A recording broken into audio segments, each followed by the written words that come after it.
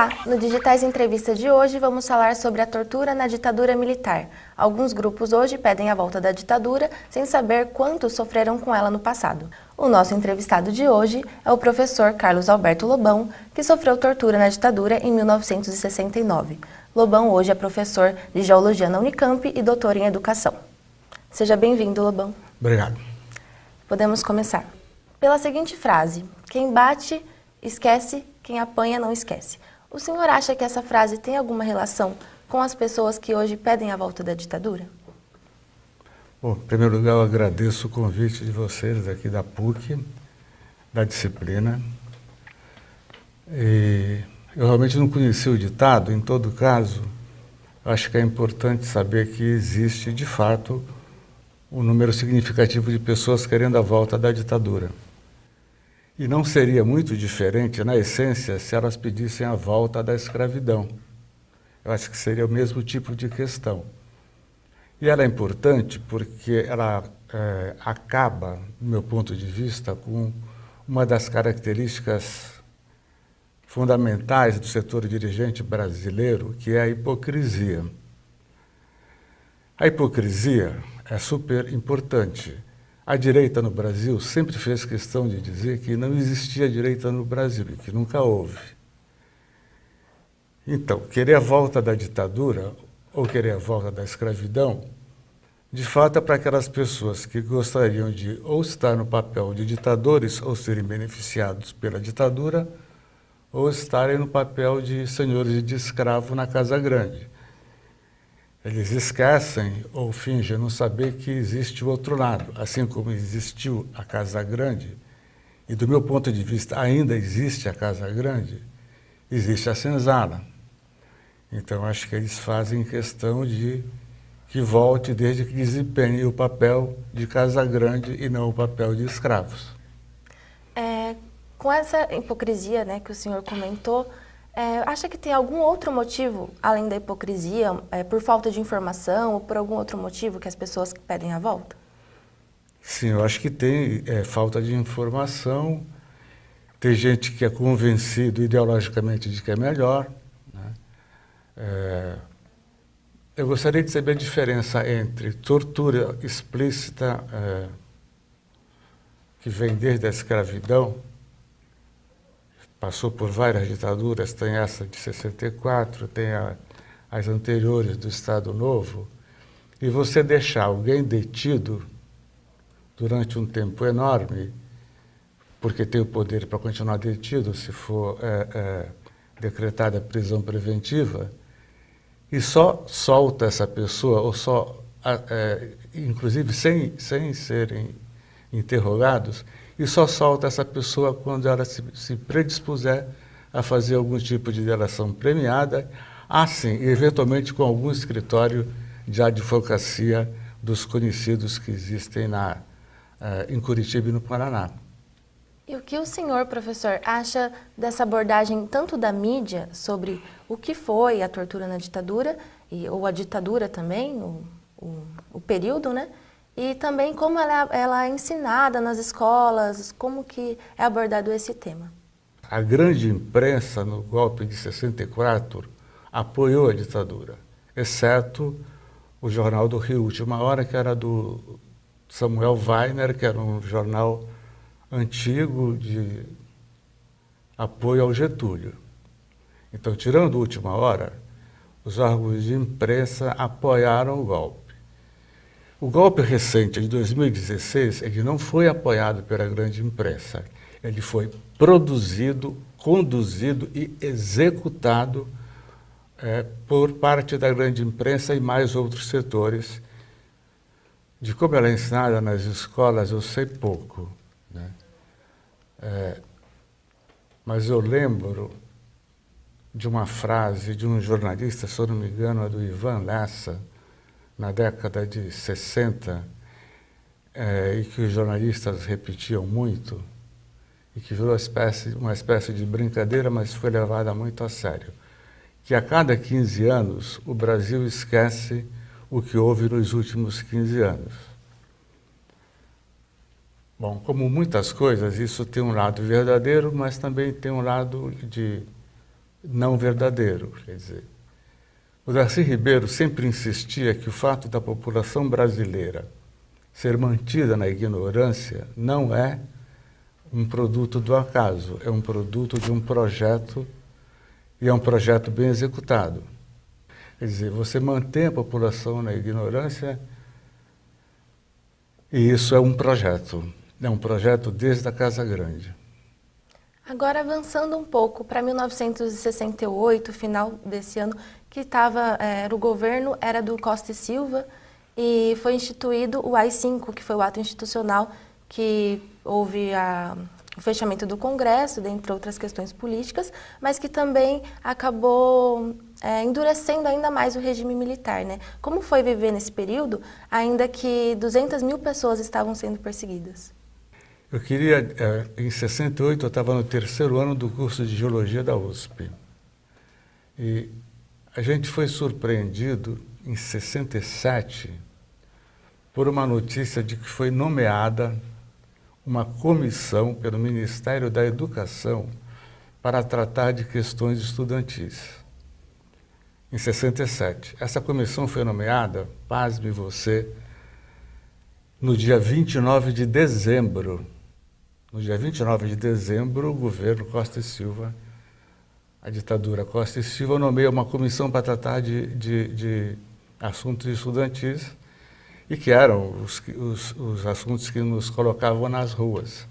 Queremos vagas, queremos que a universidade continue pública e gratuita, queremos melhores cursos, não queremos que a UNE seja colocada na ilegalidade, enfim, o que estava em discussão para a gente, sim, claro, e abaixo a ditadura, porque era uma ditadura que fazia o máximo possível para se esconder que não era, mas era, e era isso que a gente estava deixando claro nas ruas. O Coronel Meira Matos vai presidir essa comissão, são 5 pessoas, o secretário dessa comissão é da Aeronáutica do Conselho de Segurança Nacional. Então, diferentemente daquelas comissões que são nomeadas para que as coisas não funcionem, essa comissão foi nomeada para funcionar. Para funcionar.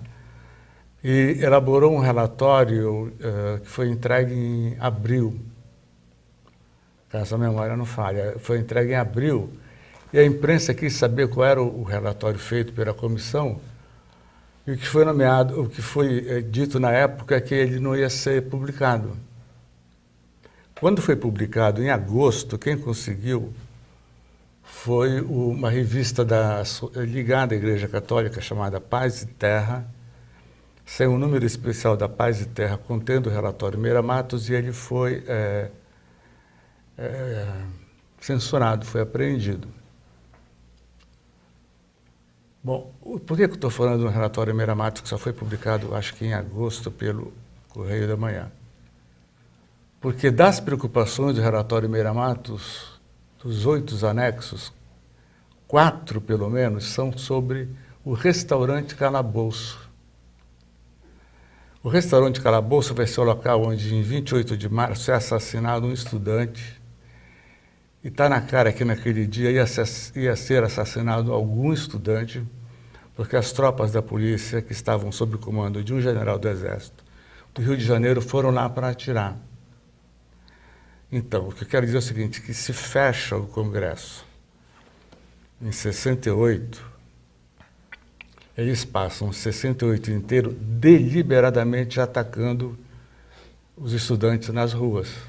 Isso é deliberado, isso é feito de propósito. Então, já queriam fechar, matam, como mataram na Maria Antônia no dia 3 de outubro, um estudante também na briga com a direita do Mackenzie. E só quero dizer o seguinte, que quando fecha, não fecha porque é consequência da gente estar nas ruas, fecha porque já queria fechar, entendeu? E aí, bom, aí você tem a ditadura mais escancarada, né? A ditadura mais escancarada. A ditadura que sempre torturou, mas que eram poucos casos, agora aumenta a quantidade de casos. Então foi um período difícil, né? E o senhor poderia contar para a gente como que o senhor foi preso, a maneira? Eu estava dormindo.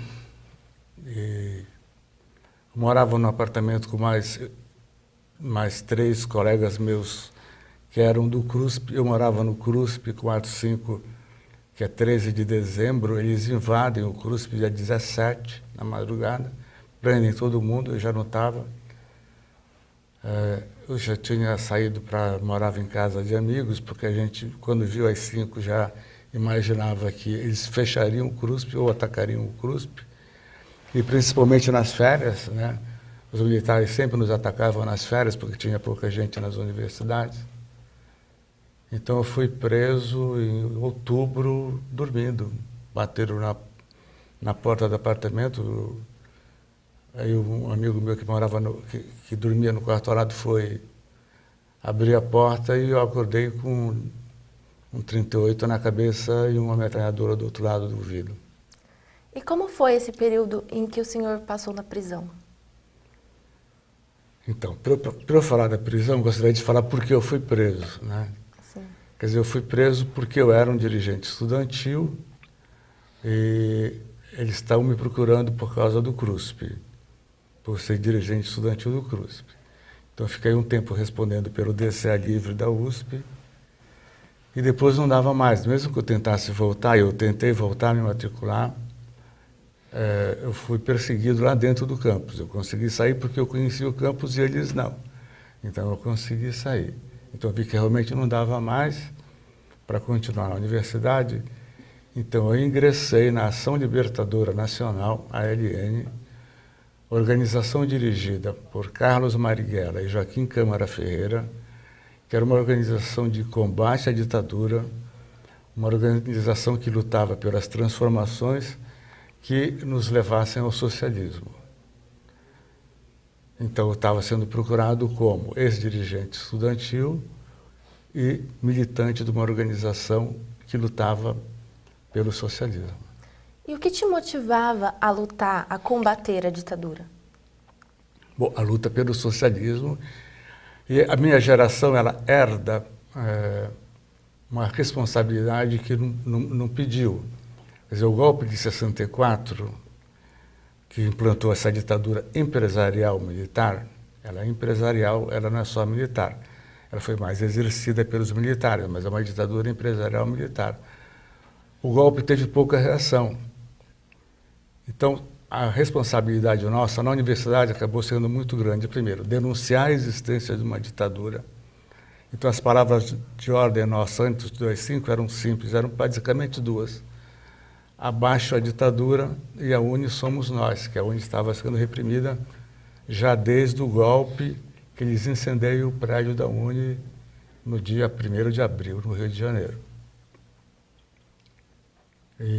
Então, estava claro que não dava mais para tentar derrubar uma ditadura nas ruas e tinha algumas organizações que se propunham a enfrentar de armas na mão a ditadura.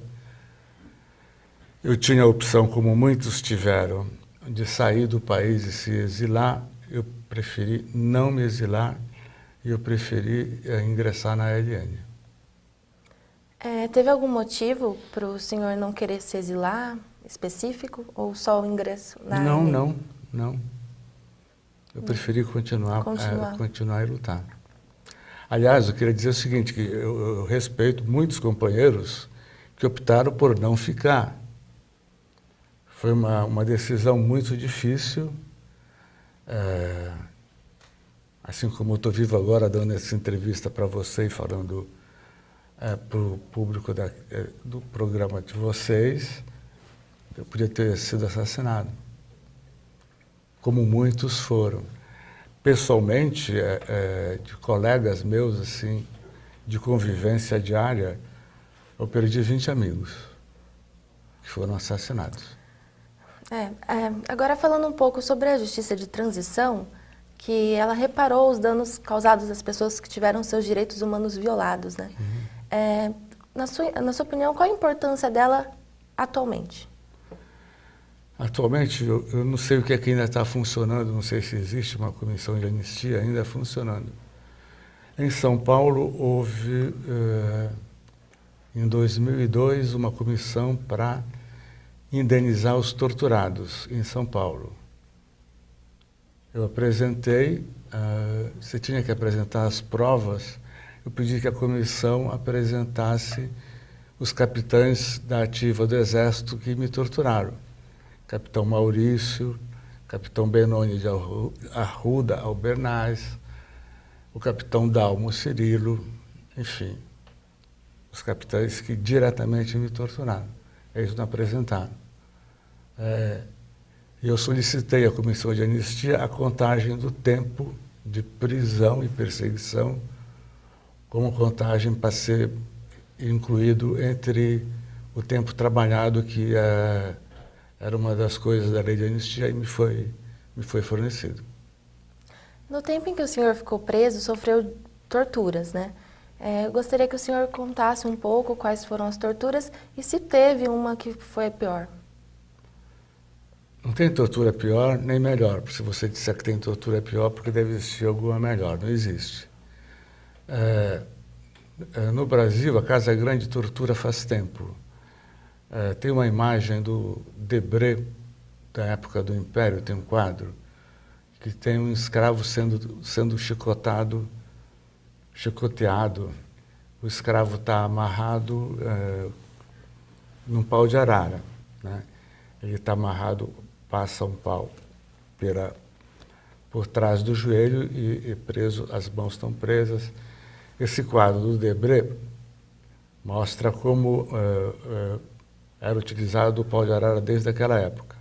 A invenção branca foi levantar aqueles dois pedaços que sobravam do lado dos joelhos e pendurar. E você fica, a critério dos torturadores, sendo, a maioria das vezes, tomando choques elétricos, jogando água para você sentir sensação de afogamento.